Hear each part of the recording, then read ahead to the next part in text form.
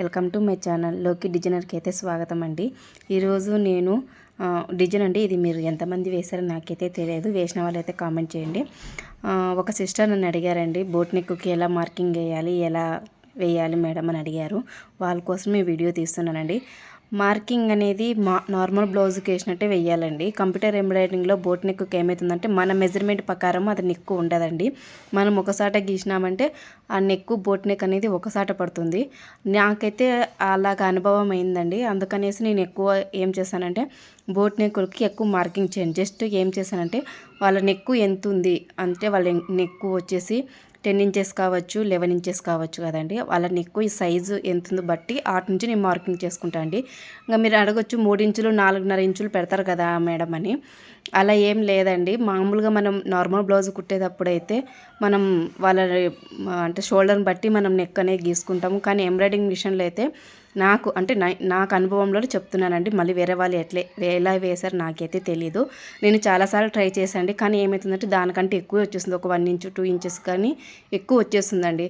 అందుకని ఎంబ్రాయిడింగ్లు అంటూ ఇలా గీసుకోవాలనేది అయితే ఏం లేదు. నార్మల్ వాళ్ళ నెక్కుని బట్టి మనం నెక్ అనేది సెలెక్షన్ చేసుకోవాలంటే వెడల్పు అంటే హైటు వెంత్ అదొక్కటి చూసుకోవాలి. అంటే వాళ్ళ నెక్కుకి మనం కరెక్ట్ పెట్టామా లేదా అదొకటి చూసుకోవాలండి.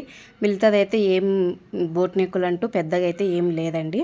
ఈ డిజైన్ నేను మొత్తానికి అయితే ఫస్ట్ టైం వేసానండి, అందుకు మీకు ఈ వీడియో అనేది క్లియర్గా చూపిస్తున్నాను. ఇది కూడా నేను ఎందుకు చూపిస్తుంటే ఆ సిస్టర్ అడిగారండి బోట్ నెక్కుకి ఎలా గీయాలి, ఇవి ఎలా వేస్తారు అని. అందుకని వాళ్ళ కోసం అనేది ఈ వీడియో తీశాను. బోట్ నెక్కుకి చూడండి, నేను మార్కింగ్ అనేది జస్ట్ నెక్కు పొడవు ఒకటే పెట్టుకున్నానండి. మిగతా మార్కింగ్ అయితే ఏం చేయలేదు. ఇది నేను వేస్తానండి ఇలాగ అనేది మీకు ఒక చిన్న సలహాగా చెప్తున్నాను. మిగతా అయితే ఏం లేదండి.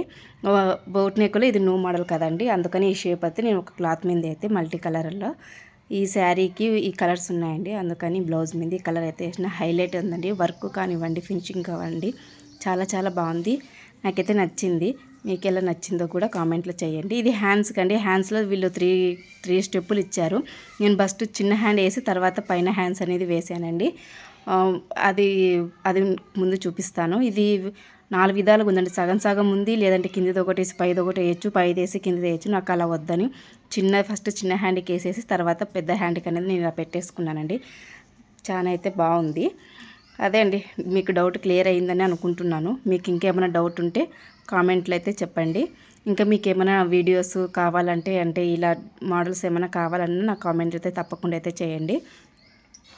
టోటల్గా అయితే డిజైన్ అనేది ఇలా కంప్లీట్ అయిపోయిందండి. హ్యాండ్స్కి మీకు దగ్గర నుంచి చూపిస్తున్న హ్యాండ్ వర్క్ అయితే ఈ డిజైన్ సూపర్ అండి. సూపర్ అంటే సూపర్ అని చెప్పొచ్చు. చూడండి, ముందు చిన్న హ్యాండ్ వేస్తాను. మీకు ఇంత ముందుకు చెప్పాను కదా, హ్యాండ్స్కి నేను 2 విధంగా చేశానండి అని. ఇది ఫస్ట్ చిన్న హ్యాండ్కి వేసానండి, తర్వాత మళ్ళీ పైది పెట్టుకున్నాను. బ్యాక్ సైడ్ డిజైన్ మొత్తం అయితే ఇలా వచ్చేసిందండి. ఇక్కడ కటింగ్లో కొద్ది పోతుందండి, ఏమి ఇబ్బంది ఏమి ఉండదు. నేనైతే ఎక్కువ అనిపిస్తే కటింగ్లో కటింగ్ అంటే కటింగ్ చేసేస్తానండి. నార్మల్గానే మిగతాది కంటిన్యూ చేస్తాను. హ్యాండ్స్ అయితే మొత్తానికి అయితే ఇలా వచ్చేసిందండి. ఇది హ్యాండ్కి ఇదొక హ్యాండ్కి అదొక హ్యాండ్కి టోటల్ అయితే డిజైన్ అయిపోయిందండి. ఫ్రంట్ కూడా చూపిస్తున్నాను.